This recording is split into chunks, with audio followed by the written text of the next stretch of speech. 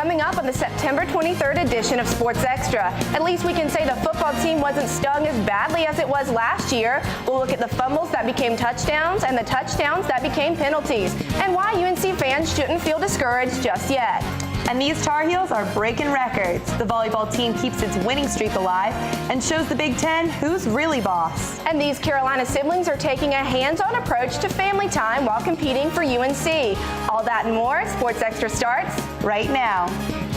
From the University of North Carolina School of Journalism and Mass Communication, covering the full range of Tar Heel athletics, this is Sports Extra.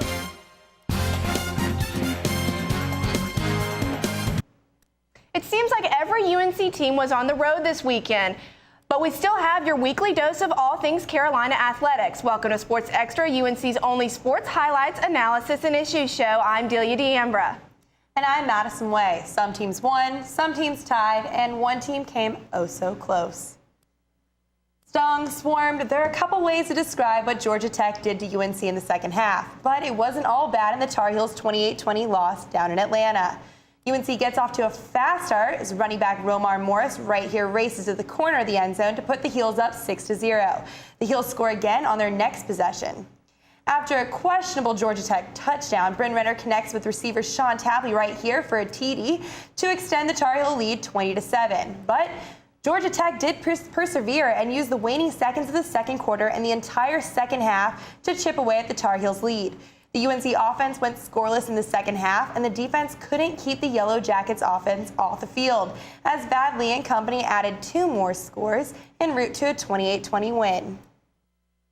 Our resident football expert, Ryan O'Rourke, is back with us again this week. So, Ryan, let's go ahead and start off. What are your general thoughts on the game? Well, Madison, it was a game of missed opportunities for the Tar Heels. Georgia Tech converted 9 of their 16 third downs, which allowed them to possess the ball for more than 40 minutes of the game compared to the UNC's 20. Not only could they not get key stops, but they couldn't capitalize on Georgia Tech's fumbles. The Tar Heels forced 4 fumbles in the game, but only recovered 1, and these mistakes ultimately cost them, as Georgia Tech turned out more than 320 yards on the ground, ate up a ton of clock, and kept Fedora's dynamic offense off the field. So before all of that happened, UNC was actually off to a pretty good start. They had the first touchdown of the game with a little bit more than 12 minutes left in the first quarter. So who are you going to give the offensive game ball to? Well, this week's offensive game ball has to go to junior tight end Eric Ebron. Ebron was Bryn Renner's favorite target all day, hauling in 6 catches for 108 yards and this spectacular one-handed touchdown grab right there that earned a number 3 spot on SportsCenter Top 10 plays.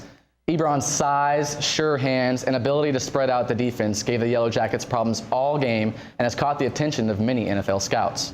Well, Norkeithus Otis, Darius Lipper, Jeff Schottmer all had pretty great games, so who's going to go for your coveted Sports Extra defensive game ball? Well, I'm going to give Darius Lipford an honorable mention for his fumble recovery and sack, but this week's defensive game ball goes to none other than Norkeithus Otis. Otis had another impactful game this week, recording 7 tackles, a sack, and 2 forced fumbles.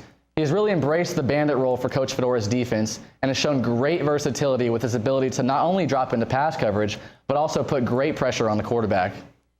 So Jeff Schottmer had a career high on tackles and still no love from our Ryan O'Rourke, but let's go ahead and look at both offense and defense. Who gets your play of the game? Well, I'm going to give the play of the game to true freshman receiver Ryan Switzer. We're going to go to the third quarter here, where Bryn Renner finds receiver Ryan Switzer behind the Georgia Tech secondary, and Switzer takes it to the house for an 82-yard touchdown that gives the Heels a 2-score lead. But wait, not so fast.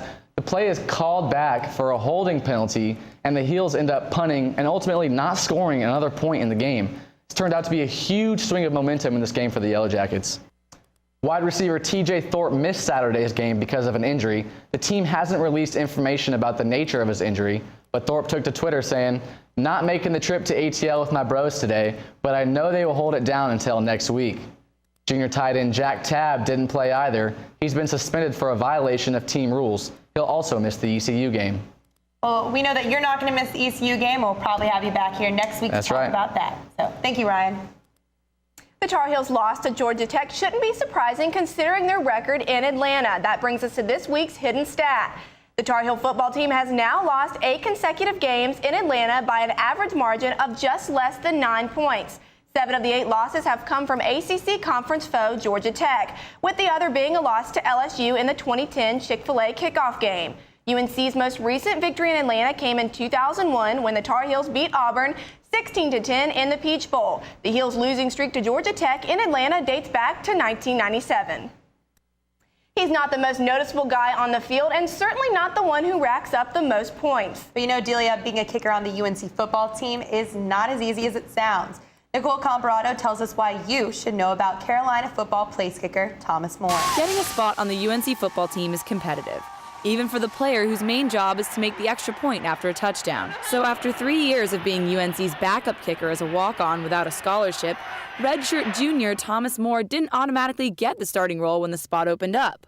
Luke Pascal, who oversees Carolina football special teams, said Moore had to be tested. Understand that he doesn't deserve anything. He didn't deserve to play last year. He didn't deserve to play this year. He earned his right to play every single thing he's done this year. And what has he done? Well, Coach Larry Fedora gave him that starting spot and a scholarship. The more I worked at it, the better I got, and eventually all my hard work paid off. Moore is a Chapel Hill native and says he basically defines Carolina born and bred. Moore first got into football when he was in 7th grade, watching his older brother play kicker in high school. Now, his younger brother is a cornerback on the UNC football team after walking on last year. Moore spent the last 3 years under recently graduated record holder Casey Bart, who taught him that he needs the right mindset to be a kicker. Obviously, people just see you go out and kick, and there's another half of it other than the skill ability to learn how to mentally handle the situation in the moment. And some may not realize the moment really does demand concentration. There are many factors to consider once getting on the field for a kick. The first is the wind. Next is your position, your hip rotation, all while keeping in mind that you need to get this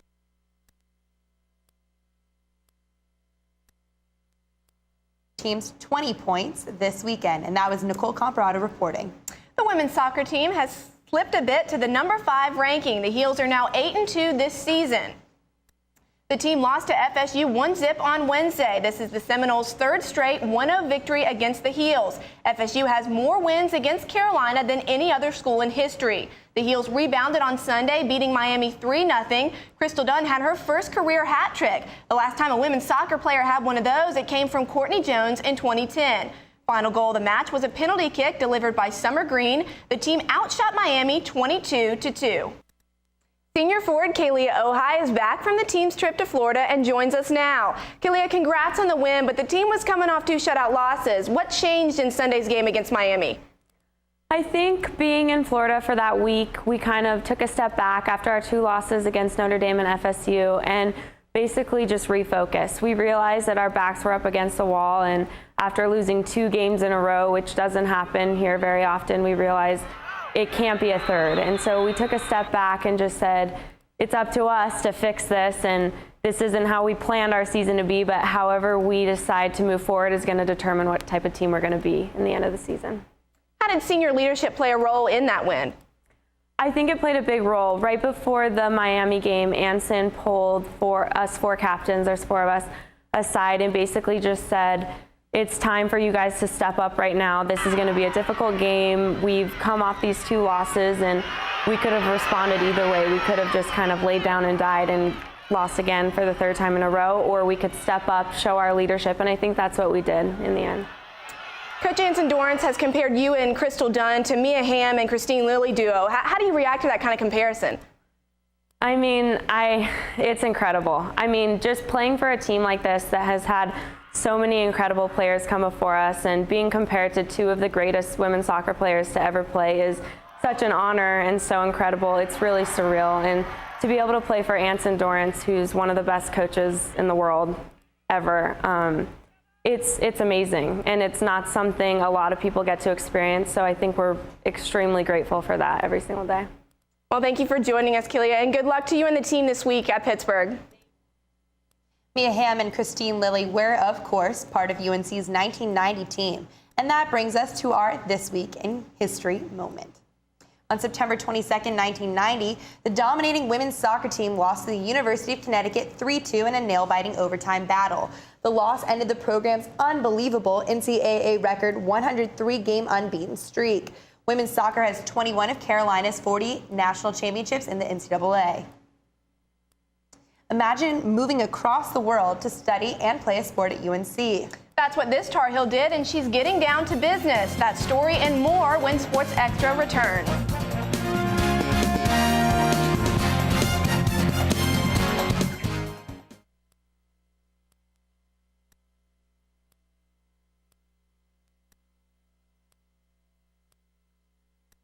Connect with us online by liking the Sports Extra Facebook page and following us on Twitter @SportsExtra_UNC.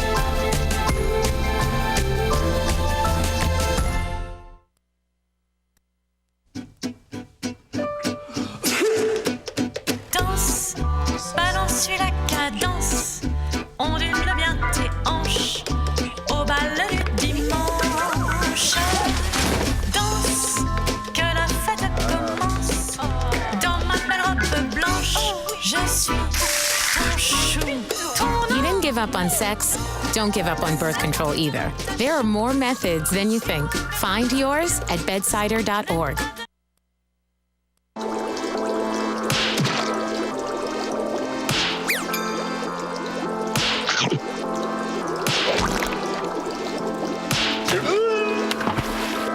Kids will spend 57 minutes making me go splat.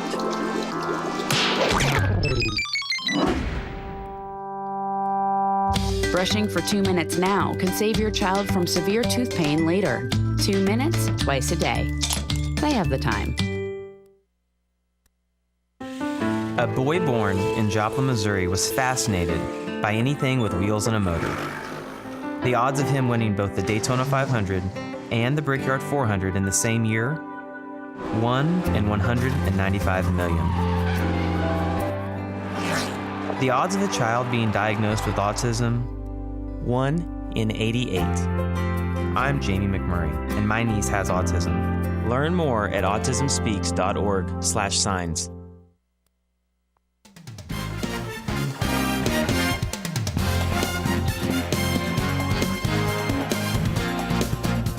The men's soccer team is still undefeated after a weekend trip to Blacksburg to face Virginia Tech.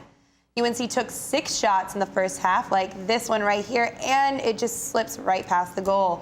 Second half, more the same as both teams stayed tied at 0. North Carolina failed to capitalize on its 7 shots, but the Hokies don't score either, sending the game into overtime. Neither team scores in overtime or the second overtime. The ball still won't go in for either team. UNC's Tyler Angle takes a shot, and there you go. Virginia Tech's Kyler Renfro with the save. The game ended in a draw, the 3rd tie this season for UNC.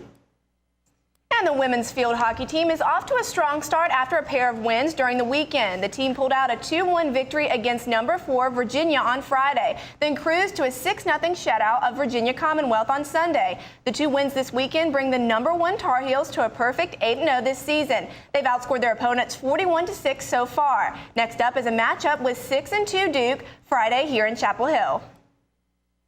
And what's better than an 8-0 start? 11-0. The volleyball team is off to its best start in team history. And the Tar Heels faced a pair of Big Ten opponents this weekend in the ACC Big Ten Challenge, starting off with number 16 Illinois Friday night. So the start of the game, here we go, number 7 Victoria McPherson. She had a hot start with the first 3 points for the Tar Heels. She ended up with 9 kills in the game. You know who else was good, though? Jovana Bialica. Here she has number 14 with a powerful serve. She had a team high of 14 kills. The team won that match easily, and Coach Joe Segula says the Heels can't let Indiana get to them. We're going to play a good Indiana team. They're better than what people may think. They don't have the same reputation right now that Illinois has. However, they're a good team. They play in the Big Ten. That means a lot. We know we're going to have a tough battle. Yep, but Saturday, UNC faced Indiana for the first time since 1987, and at first it was good. There's Kayla Behringer with a kill, but things got a little shaky in the second set. The Heels had 5 attack errors, 4 service errors, and IU took the set 25-23. Don't worry, though, the Heels bounced back. Here's Paige Neuenfeld right here with the block number 5, and the Heels finished 3-1. They've dropped only 4 sets this season. And this week, the Wolfpack is coming to town, and that's just the start of UNC's journey into ACC play. 15th ranked Carolina will host unranked NC State on Wednesday. The Heels lost their first match against the Wolfpack last season on the road, but came back for a sweep when they played at home. That's not the only familiar foe Carolina faces this week. Friday, Carolina will play Notre Dame for the second time this season, and then will continue to face unranked teams until their match against number 17 Florida State in November. And speaking of a long journey, one volleyball player traveled almost 5,000 miles to come play for Carolina. Reporter Kelly Glendenning has her story. In the halls of the Keenan Flagger Business School, you expect to see graduate students from around the world. But one thing you might not come across often is someone who's also a varsity athlete.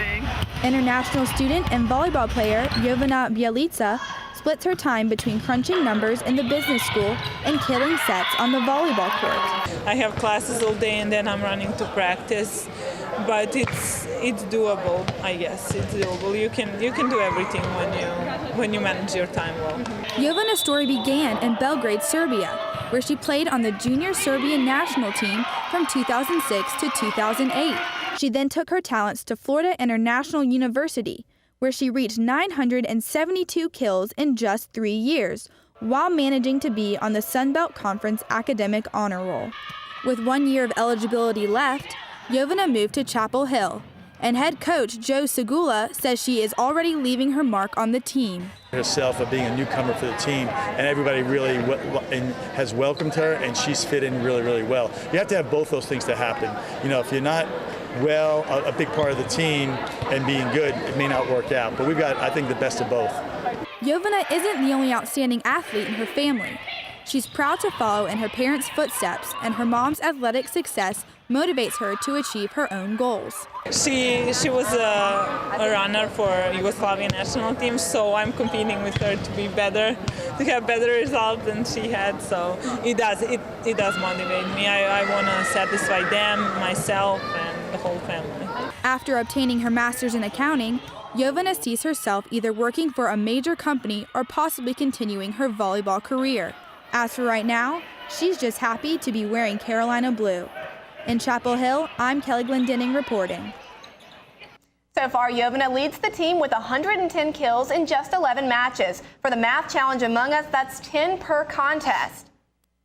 We'll talk about athletes balancing school and athletics. But for one UNC athlete with even bigger responsibilities, sports in class is just child's play. Next on Sports Extra.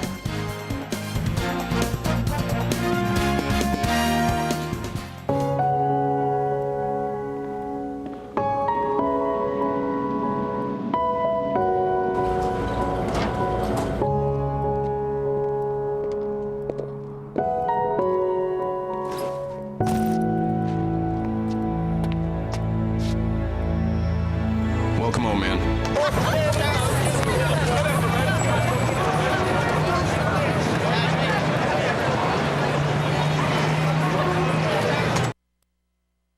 You sure you don't want some? It's chamomile.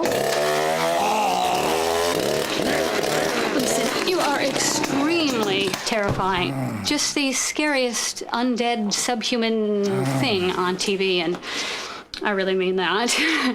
But I am worried that you could give my kids nightmares if they see you, so I'm gonna have to block you. So that's it. Oh, and tell the zombies they're blocked too. So, I'm kind of new here, but I've noticed a trend. My human does this funny thing where she goes around and gets all my toys, and then she hides them in that basket by the door. You know, but it's always the same basket, and it's always in the same place. And then she acts so surprised when I find them, but, you know, she's putting them in the same basket. Again. It's like, hello, that's where you put it last time. You were the worst at hide and go seek.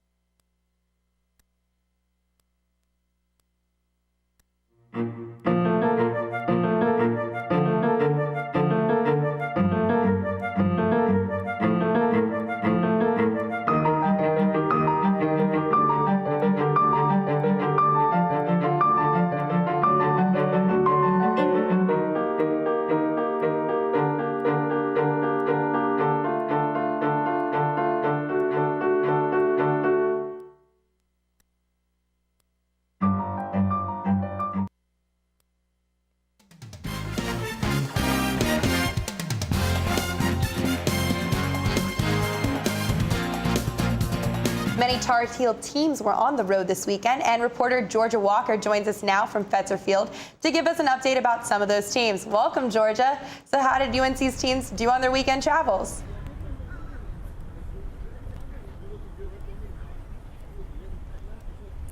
Well, I'm here live at Fetzer Field, home of the UNC track and field team. While the season doesn't actually start until January, this weekend the distance runners headed to Cary for the ADIDAS Cross Country Challenge. Senior Isaac Presson won the men's 5K with a time of 14 minutes and 46 seconds, leading the men's team to second place, while the women came in third overall for the weekend. Now the women's golf team came away from the Mason Rudolph Championship in Tennessee with a sixth place spot. Sophomore Samantha Marks was the only Tar Heel to break par with a 1 under 71. And senior Catherine Perry was the low Tar Heel of the tournament at 4 over 220. The men's tennis team claimed the singles title at the UVA Ranked +1 Invitational when Ronnie Schneider defeated Virginia Tech. Schneider was also named the ACC Freshman Player of the Year for 2013 with 28 wins. And that's how our traveling Tar Heels performed this weekend. Well, it sounds like a pretty successful weekend all around. That was Georgia Walker live at Fetzer Field. For many UNC athletes, sports is often a top priority, but one Carolina sprinter has much more than running on his mind. Evan Badler has the story.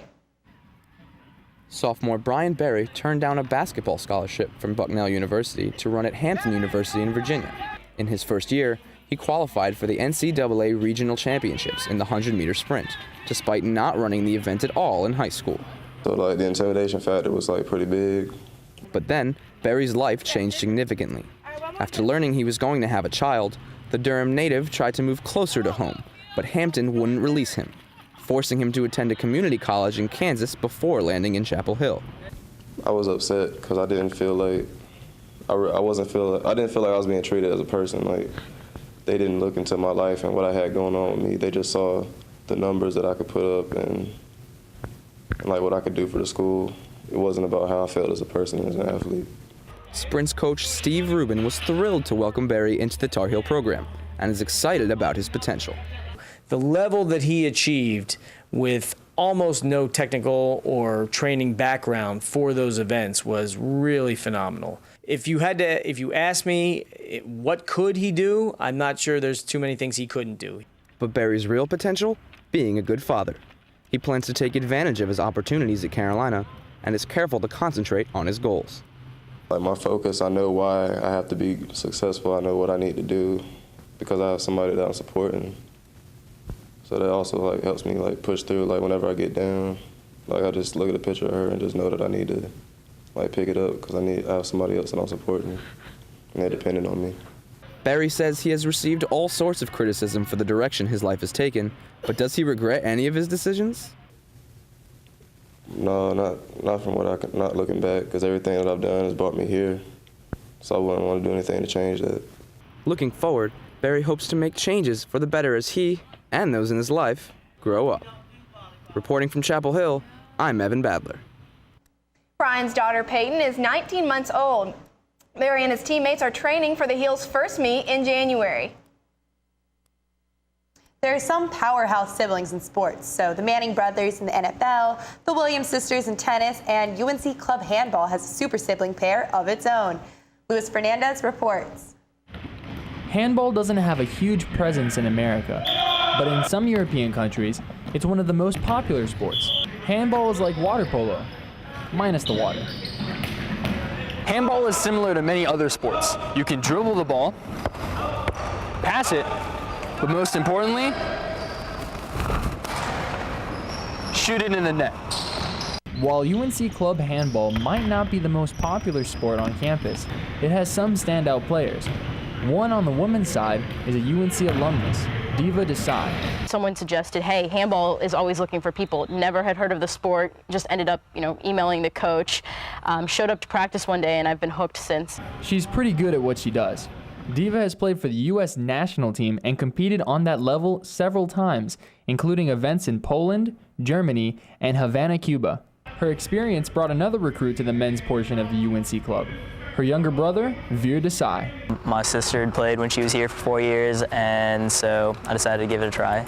Veer is currently a sophomore and is in his second year on the club team. The siblings believe that being so involved in the same sport has improved their bond as brother and sister. It's also really nice because it's something that connects us outside of, family and all of the other things we have in common. It's something that's really exclusively, me and him.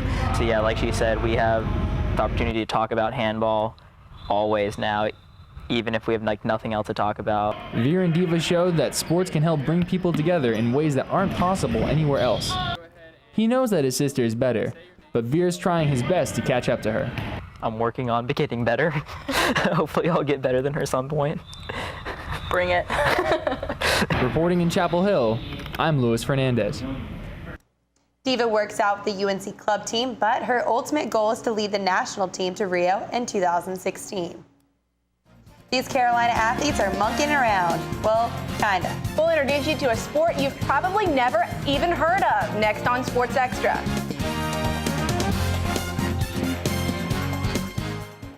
Don't forget to tune in to our sister shows, Carolina Week at 5 p.m. every Wednesday on Time Warner 24 or Campus Channel 34, and Carolina Connection at 8:30 every Saturday morning on WCHL 97.9 FM. That's low. That's low. The average text takes your eyes off the road for nearly 5 seconds. Stop the texts. Stop the wrecks. Visit us at stoptextstoprex.org. So, I got this new family, and I don't know what it is about this one, but she can't seem to put down that toy all day long. Tap, tap, tap, tap. Oh, and she even talks to it.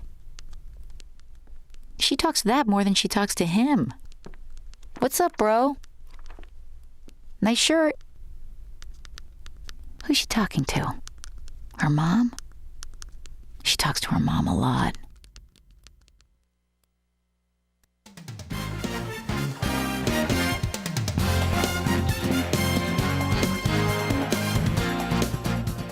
Everyone was kung fu fighting. Well, not everyone, but members of one sports club on campus are. I caught up with a martial arts club that's taken monkeying around to a whole new level. It might look odd from a distance. This ancient style of kung fu is one of the rarest forms of martial arts in the world.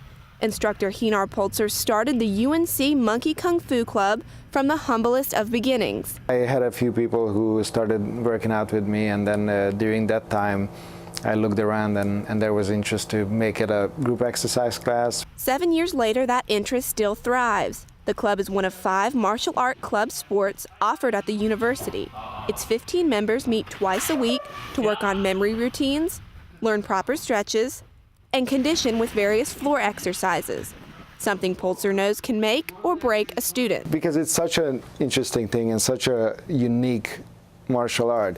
There's a lot of interest at the beginning, and then people see how demanding it is physically. I even got a chance to practice the moves, and it was definitely not easy. Of all the actions they do in the monkey kung fu practices, one is more important than any other: bowing to the banner at the end of every practice. Club President Jack Hannon respects and appreciates the spiritual aspects of the art. You better yourself mentally in addition to physically, and that's been really important to me so far. Polzer agrees syncing mind and body is critical to excelling in the art. Kung Fu is not as much about fighting and learning cool moves than perfecting yourself inside and out. If you respect the art, those around you, and yourself, Polzer says the possibilities are endless. You learn that you can achieve more than what is just easily achievable.